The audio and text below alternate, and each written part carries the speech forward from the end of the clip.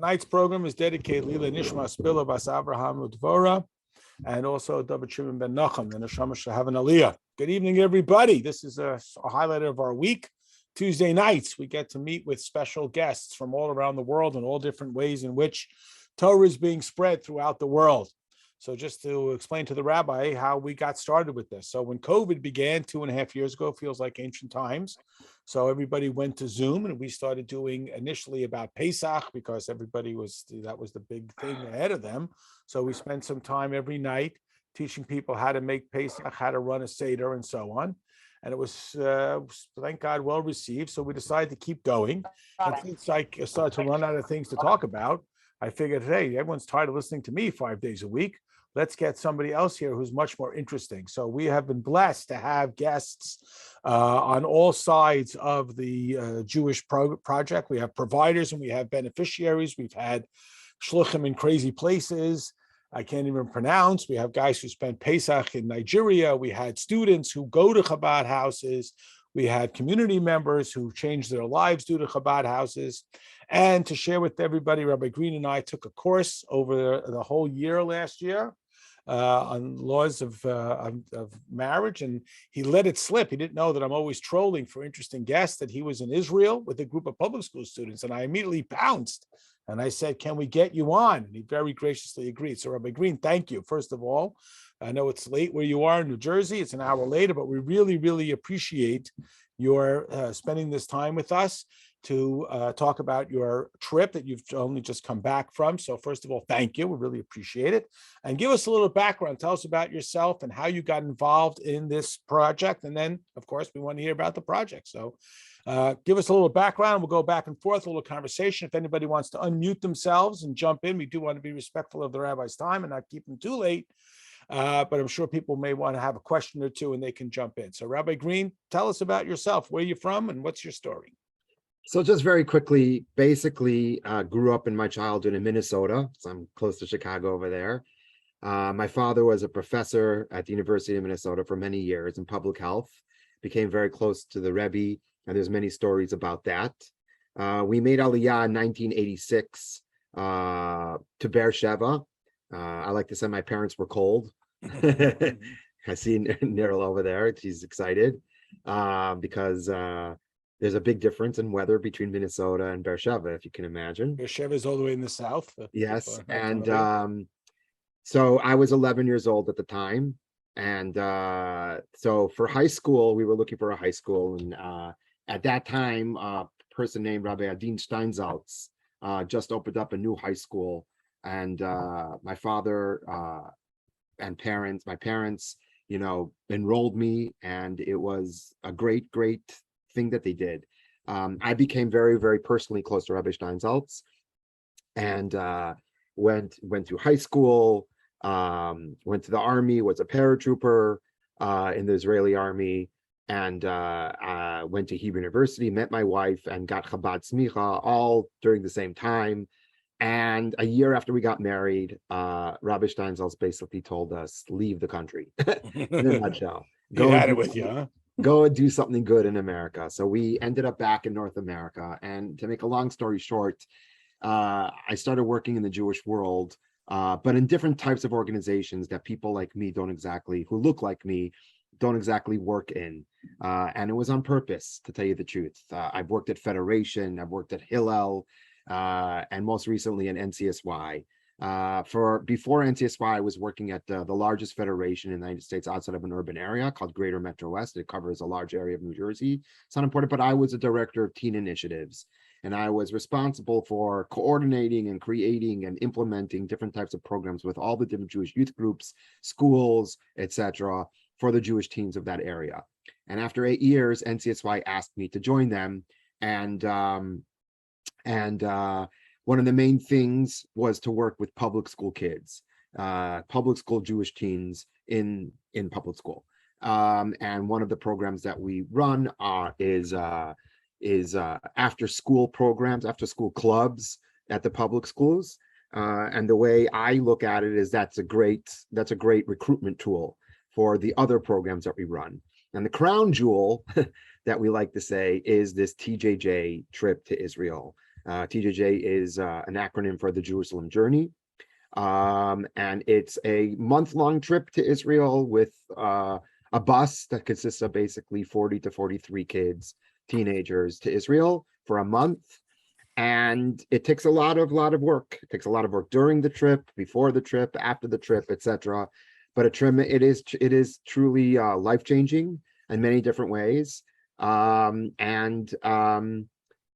believe that it's something that could be copied, something that should be emulated and should be learned from, and what we do so well, to learn from it and to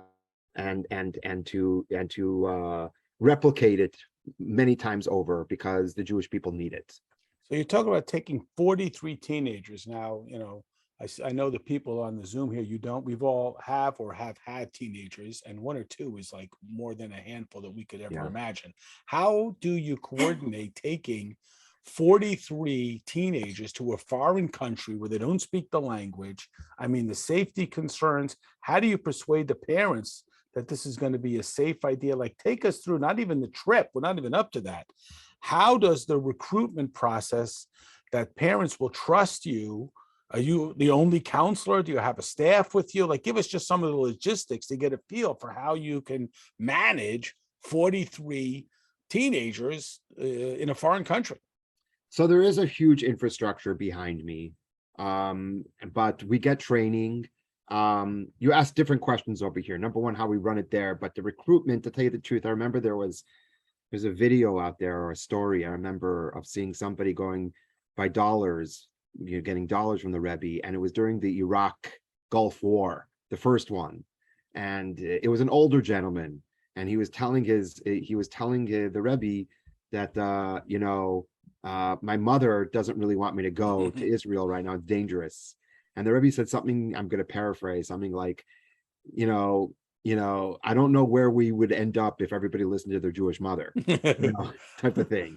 Sometimes it's good, but sometimes, no offense, I hope it's not taken here, but sometimes Jewish mothers could be a bit of a hindrance to progress.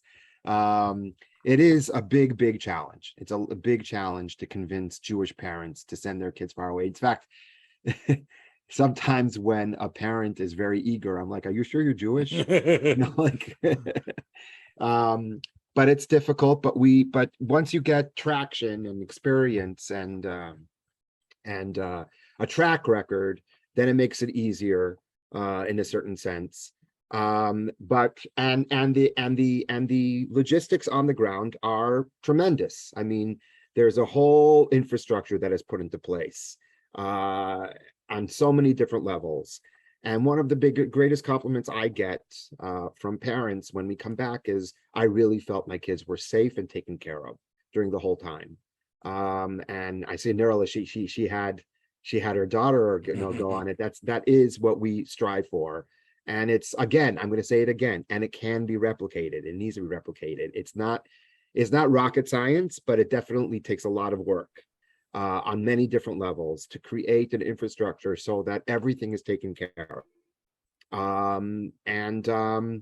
It's whatever. We'll get to that. We'll get to that question, I'm sure, which you could ask the challenging question of what's challenging, and we'll get to that because there are challenges. Sure. Okay, so I want to just get a feel. So these kids, you say teenagers, is that 14? Is that 19? Is there a spread, boys and 14, girls? Basically 14 to 17 co-ed. Co-ed, boys and girls. So is this their first time ever in Israel? For the vast majority of them. So can you give us a sense? I mean, you get on the plane, I'm sure everybody is excited. Then you have this long flight. It's exhausting. They're in Israel. I mean, what does it look like for you to see these kids like in their first time in the land of Israel? I mean, no, it doesn't hit them until maybe this is one of the things that I'm saying, that how we prepare, or how I prepare my trip and people learn from me, is I create the itinerary together with the tour company, but I create the itinerary based on a certain type of trajectory that I want to go in an educational from an educational point of view.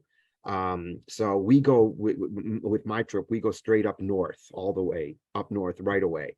And we don't make it to Yerushalayim till like the third week, no, end of the second week, basically. And that's when kind of it starts hitting them, because up until there, Israel, Greece, Rome, it looks the same. And in order to really appreciate anything in life, you need to have a little bit of context. And one of the great challenges of teens today have context. They haven't read a lot. They're not very worldly, to put it in a certain sense. I'm not being judgmental here. I'm just being very objective. And it's getting more and more like this. So first of all, the expectations I have of myself and of the teens at the beginning of the trip is regarding those issues of being wowed and wow, I'm in Israel, are really down on the totem pole in my priorities at that time. We start building up towards Yerushalayim. And because up to then we've done a lot of hiking already, we've done a lot of outside, but the way I bring it to life really is, start contrasting what Israel looked like 80, 90 years ago and what Israel looks like today. And then I put it into a spiritual context. I try to put in spiritual concepts of this concept of like, it's almost like long lost lovers seeing each other. And it's almost, they get like a glow on their face, and the land itself starts blooming and just because of the touch of a Jew who's back home. So, wow, my children have come home. Now I can start like showing myself again, type of thing. I can start being myself. And we look at the beauty of the Golan and the Galil, and it's unbelievable what's being grown there, etc. And that's where I start off from, just to start getting a context. Now, you also have to remember one of the things that is greatly lacking in the Jewish community in general, especially with Jewish teens in particular, is a concept of time and history. They just don't, for a regular teenager, and unfortunately, I would even say a regular American, when you say 1948 or 1848, they really don't know the difference between what was happening in the world and what They had 56K dial-up. That was real Mesiras Nefesh. Right, exactly. I mean, you really are talking, and then when you're talking about teens, you're talking about teens who don't even remember the Soviet Union, for instance. They don't understand what you're talking about. They don't understand we're coming up to 9/11. They don't understand what that means. They have no concept. So you have to be, as an educator, an experiential educator. That's the way I look at myself. You have to be very aware of where they're able to be up to and where you could take them at that point in time. So the wow, what you're saying about the wow, it takes a little bit of time, and sometimes it takes a lot of time for them to grasp where they're at and what they're doing, and the enormity of their place in the world at this point in time. Wow. I'm getting wowed. Right. So what are some of the stops you make along the way? Can you give us just a rough idea? You talked about some hiking in the Galilee. We do a lot of hiking at the beginning for the first week. Get them good and exhausted. Yes, we get them very exhausted. Yeah, and in fact, you're asking, I'm funny, I feel a twinge of pain, because I don't know if I'm able to do it anymore. Just because I'm 48. This summer was tough. Being in this hot sun, it's my 5th time. I'm going to miss it, but I just don't know if I love it, but it's tough. It's exhausting. It really is. And I was a paratrooper, and this is harder. This is harder. Also because I'm on, and talk about parents. Think about this for a second. When the teens go to sleep, that's when America starts waking up, and that's when I have to deal with the parents who are calling. Right. Did my kid eat? Did they sleep? Did they breathe? Here, let me put the phone next to them sleeping and hear them breathe. Okay, trust me, they're breathing. Anyway, so the stops. We start in the north. We do a lot of hiking in the Golan. We do a lot of historical, we overlook Syria. We do a lot of fun things also, what they call tornado boats, and rafting down the down the Jordan and stuff like that. And then we make our way. Well, it depends on what year we're at. We also make it all the way down to Eilat and do water sports, and that's a lot of fun. We obviously make it to Jerusalem, and we're doing a lot of like touring there, but interactive type of touring. There's certain places that have become very successful. There is, and I very highly encourage and strongly encourage anybody who goes to Israel to do this, to get in touch with my good friend named Yaakov Sullivan, and he does tremendous tour of a tremendously heroic story of the Yom Kippur War at a place called Tel Saki, which was a bunker there during the Yom Kippur War, which is an amazing story. And they do what they call the bunker challenge. It's a huge bunker. Yeah, exactly. By the way, whoever that is just asked that question, iPhone Marcy. That's something that I would like to now start focusing on, is people a little bit older and taking trips with them. So if you're interested, you could get in contact with me. But anyway, so we do a lot of different, a lot of different types of stops and a lot of different types of sightseeing. But always, I'm putting it into a certain context. So for instance, I'll give you an example of what type of theme that I like to. I'm not an educator. I'm my father's son. Okay, you may know Professor Greene. I'm not into answers. I'm into questions, and I think questions are more educational than answers. So I want to raise questions with these kids. And if you ask me, how do I measure success? For instance, I measure success that if 6 months after the trip, a kid comes to me in another program that we're doing, and he says or she says, Rabbi, I'm still thinking of that question you asked, and that's a good, and even a bigger success is when I say, so am I. I'm still thinking about that question. And one of the themes, for instance, is what we touch upon a lot, because it has to do with modern Israeli society, but also has to do with everybody's personal life, to tell you the truth, is how far do you go for what you believe in? How far? Is it good or is it bad? And I always contrast the Maccabees, and we learn about the Maccabees and we see where they were at, versus the Zealots that caused the destruction of the Second Temple. What was the difference? If you read Josephus, for instance, and I read them Josephus, if you read Josephus, the Zealots modeled themselves on the Maccabees.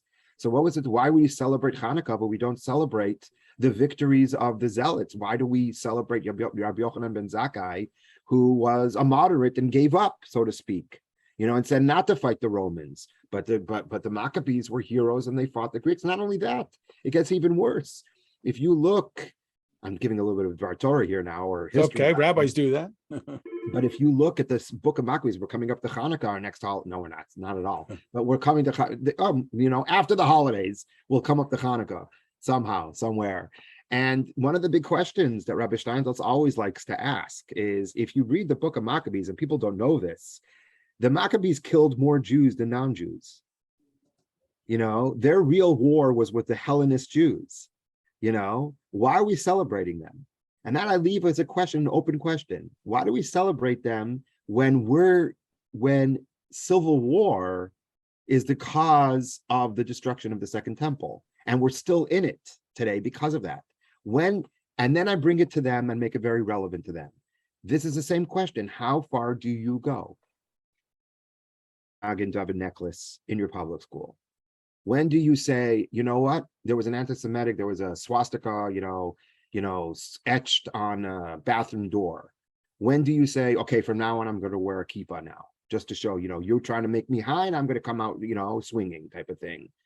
Or when do you say, this is the time to be quiet? This is the time to take a step back, like Rabbi Yochanan ben Zakkai. So I try to make all the locations we go to, because Israel is the best interactive and experiential Jewish educational tool that we have.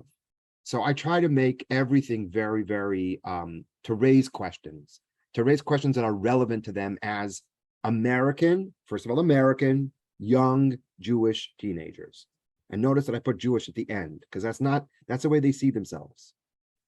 Okay, so we want to be respectful of your time. If anybody wants to unmute themselves and jump in with a question, do you have a consensus favorite spot of the whole trip that you think is the most impactful, or is every kid, it varies individually? It varies based on the group.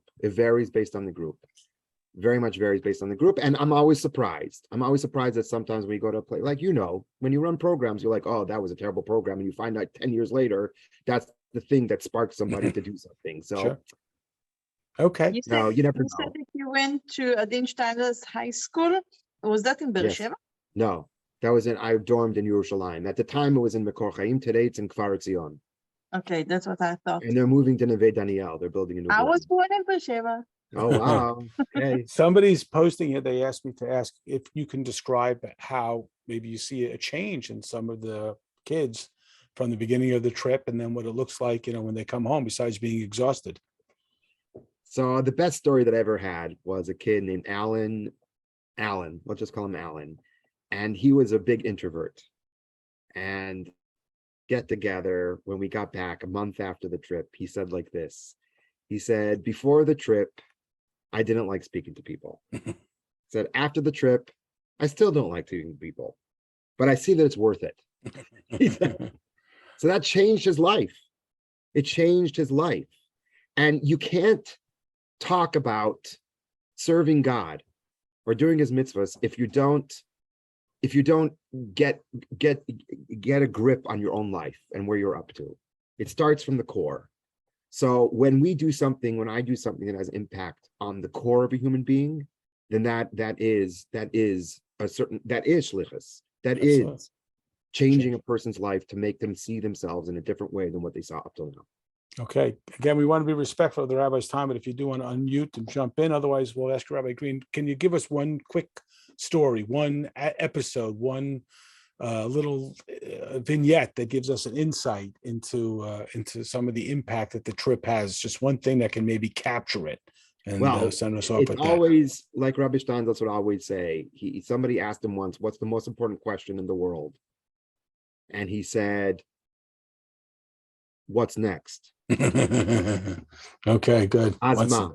So the thing is now we have a group of young boys who put on tefillin every day. Wow. And take selfies of themselves. Beautiful. Because of TJJ. It's a group of like 10, 11 kids and now some of them are in college and they're still going on. And that's what's next. Beautiful. Because the trip itself is nice and good, but it's only as good as the answer to what's next. Beautiful. Okay, we want to thank you so much. Beautiful. Beautiful, wonderful report. Really appreciate it. Went longer than we planned, and we appreciate your patience. Tomorrow night, we'll be learning Mimer. I'll send out the recording. We'll see you all tomorrow night. Rabbi Greene, Hatzlach in your work, and thank you so much. Thank you. It was wonderful. Wonderful. Thank you. Wonderful. Good night. Good night. Good night.